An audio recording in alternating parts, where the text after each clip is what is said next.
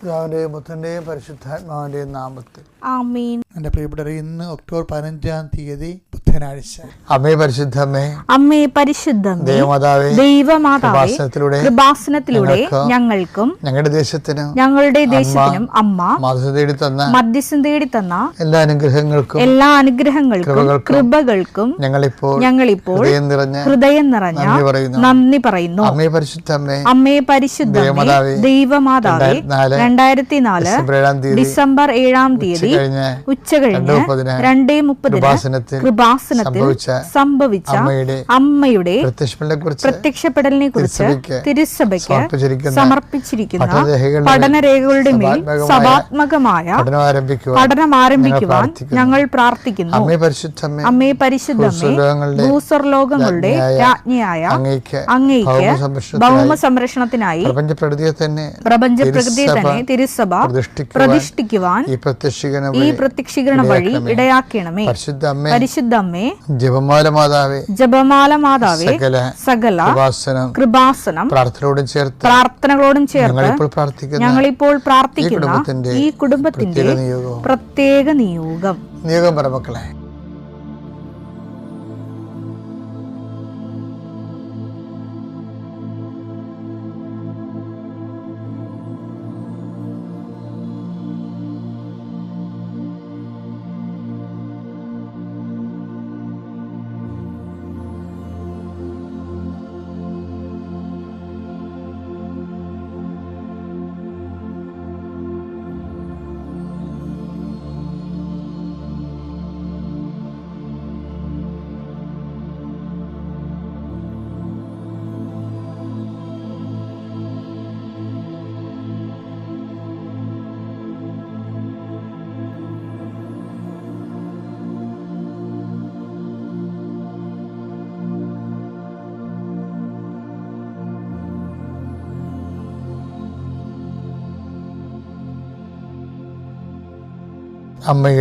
അമ്മയുടെ പ്രത്യക്ഷീകരണത്തിന്റെ ഈ അനുഗ്രഹവേളയിൽ ഞങ്ങൾക്ക് സാധിച്ചു തരുവാൻ കനിയണമേ. ആമേൻ. വിശ്വാസ പ്രമാണം.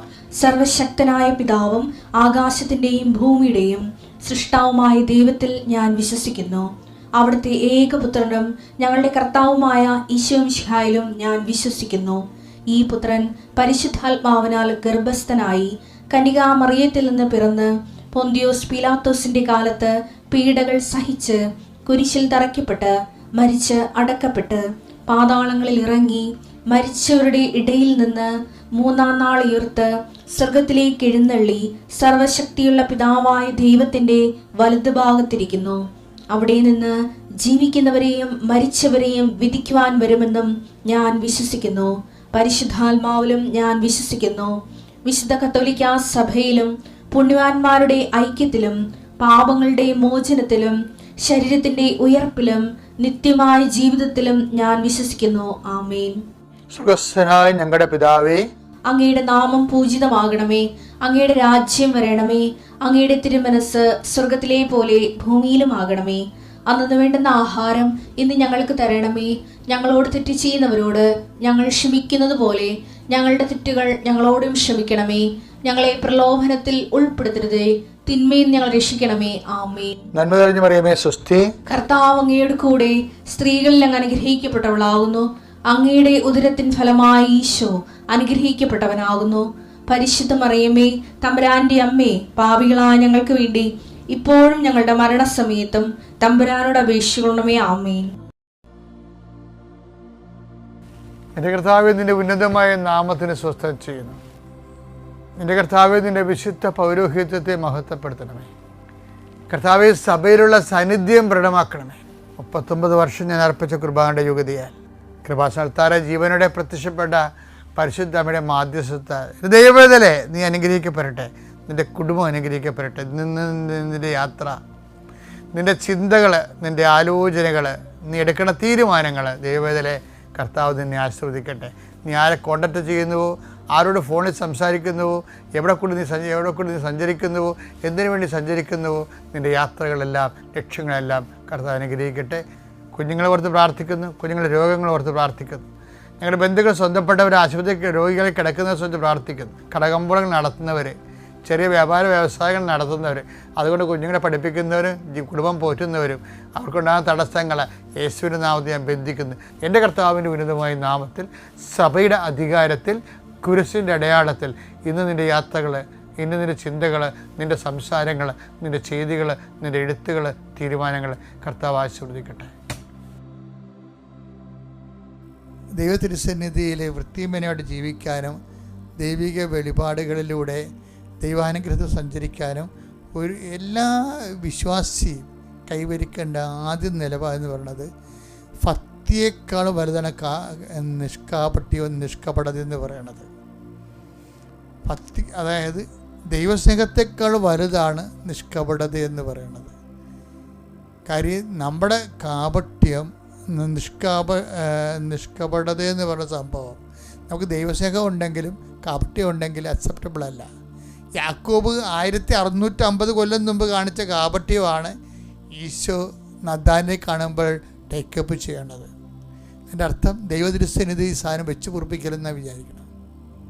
അതുകൊണ്ട് തന്നെ പ്രാർത്ഥിക്കുന്ന ഒരു വ്യക്തിയും ദൈവമായിട്ട് മുന്നോട്ട് പോകാൻ ഉദ്ദേശിക്കുന്ന വ്യക്തികളും സ്വന്തമായിട്ട് തീരുമാനമെടുക്കണം, കാപട്യം ഉണ്ടാകരുതെന്ന്. നിങ്ങളുടെ നല്ല നിലപാടിൽ, നയങ്ങളിൽ, സമീപനങ്ങളിൽ കാപട്യം ഉണ്ടാകരുത്. കർത്താവിൻ്റെ പ്രലോഭനങ്ങളായിരുന്നു നമ്മുടെ മരുഭൂമിയിൽ. അവിടെ നിന്ന് ആത്മാവ് അവനെ മരുഭൂമിയിലേക്ക് കൂട്ടിക്കൊണ്ടുപോകുന്നല്ലേ. മരുഭൂമിയിൽ രണ്ടാമത്തെ പരീക്ഷ നോക്കിയേ, ലൂക്ക 4:6. പിശാച് അവനോട് പറഞ്ഞു, ഇവയുടെ മേൽ എല്ലാ അധികാരവും മഹത്വവും നിനക്ക് ഞാൻ തരാം. ഇതെല്ലാം എനിക്ക് നൽകപ്പെട്ടിരിക്കുന്നു. എനിക്കിഷ്ടമുള്ളവർക്ക് ഞാൻ ഇത് കൊടുക്കുന്നു. നീ എന്നെ ആരാധിച്ചാൽ ഇവയെല്ലാം നിന്റേതാകും. അപ്പം അതൊക്കെ മുമ്പ് ഉയർന്ന ഒരു സ്ഥലമാണ് കാണിക്കണത് അല്ലേ? അതൊന്ന് വായിച്ചത്. പിശാച് അവനെ ഒരു ഉയർന്ന സ്ഥലത്തേക്ക് കൊണ്ടുപോയി ഭൂമിയിലെ സകല രാജ്യങ്ങളും ക്ഷണനേരം കൊണ്ട് അവന് കാണിച്ചു കൊടുത്തു. അപ്പൊ എങ്ങോട്ടാ ഉയർന്ന സ്ഥലത്തേക്ക് കൊണ്ടുപോയെന്ന് പറഞ്ഞില്ലേ? എപ്പോഴും ഈ മരുഭൂമിയിലൂടെയാണ് മരുഭൂമി ചെന്നിട്ട് സംഭവിക്കുന്ന വിഷയങ്ങളാണിത്. ഉയർന്ന സ്ഥലങ്ങൾ, നമുക്ക് കയറി നിൽക്കാൻ പറ്റിയ ഉയർന്ന സ്ഥലങ്ങൾ കാണും. ഒത്തിരി പേര് ആ ഉയർന്ന സ്ഥലത്ത് കയറി നിൽക്കുന്നുണ്ടല്ലോ. എന്നിട്ട് പറഞ്ഞാൽ ഉയർന്ന സ്ഥലത്ത് നിൽക്കുമ്പോൾ നമ്മൾ പൊതുജനങ്ങളെ കാണും, എല്ലാവരെയും കാണും. അപ്പോൾ പിന്നെ എല്ലാവർക്കും അപ്പീലിംഗ് ആകുന്ന രീതിയിൽ നമ്മളെ തന്നെ അവതരിപ്പിക്കും. കാപട്യം തന്നെ വഴിക്കാണേ. കഴിഞ്ഞ ദിവസങ്ങളിൽ ഒരു വലിയ ഗാനം നല്ലോണം പാടുന്നൊരു വ്യക്തിയാണ്. അയാൾക്ക് നല്ല പേരുണ്ട് നാട്ടിൽ. അയാൾ അങ്ങനെ പറഞ്ഞു, ഞാൻ ഒരു ബിഷപ്പിനോട് ഞാൻ 5 രൂപ ചോദിച്ച്, എന്നിട്ട് ബിഷപ്പ് എനിക്ക് തന്നില്ല. അതുകൊണ്ട് ഞാൻ സഭയിൽ അതാണ് പുള്ളി ഉദ്ദേശിക്കുന്നത്. അതാണ് അതായത് ഉയർന്നു വരുമ്പോൾ ഈ മനസാക്ഷിക്കുത്തുണ്ടാവില്ല മനുഷ്യന്. അപ്പോൾ ദൈവത്തെ തള്ളി പറഞ്ഞതിന് മനസാക്ഷിക്കുത്തുണ്ടാവില്ല. അപ്പോൾ മനസാക്ഷിക്കുത്തിന് സ്വയം പൊറുക്കാൻ വേണ്ടി ഒരു മാപ്പ് സാക്ഷിനെ സൃഷ്ടിച്ചെടുക്കുകയാണ്. വല്ലൂർ പോയി ബിഷപ്പുമാരോട് 5 രൂപ ചോദിക്കുക. അപ്പം തന്നെ കള്ളനാണെന്ന് മനസ്സിലായില്ലേ? അപ്പം തന്നെ ആ പറയണം കള്ളത്തരമാണ്, ആ പറയുന്നതിൻ്റെ ഉദ്ദേശവും കള്ളത്തരമാണെന്ന് മനസ്സിലാണില്ലേ? അപ്പോൾ ഓരോരുത്തരും ഉയർന്നു കഴിയുമ്പോൾ, ഉയർന്ന സ്ഥലത്ത് ചെല്ലുമ്പോൾ മറ്റുള്ളവരെ ഇങ്ങനെ സഭയെ അപമാനിക്കുകയാണെങ്കിൽ തനിക്കൊരു മേൽക്കോയ്മ കിട്ടും. ഇതൊരു പ്രലോഭനമാണ്. അതാണ് ഉയർന്ന സ്ഥലത്ത് നിർത്തിയെന്ന് പറഞ്ഞില്ലേ? ഉയർന്ന സ്ഥലത്ത് നിർത്തുന്നത് ഞാൻ പറയും എൻ്റെ കഴിവ് കൊണ്ട് ഞാൻ കയറി നിന്നെന്ന് പറഞ്ഞാലും നമുക്ക് കാണിക്കുന്ന കാട്ടായം കാണുമ്പോൾ വേറെ ആരോ ആണ് അവിടെ കൊണ്ടുപോയി നിർത്തിയിരിക്കണമെന്ന് ഉറപ്പാണ്. എൻ്റെ മക്കളെ പേയ്മെൻ്റാണ് ഇതെല്ലാം മുഴുവനും.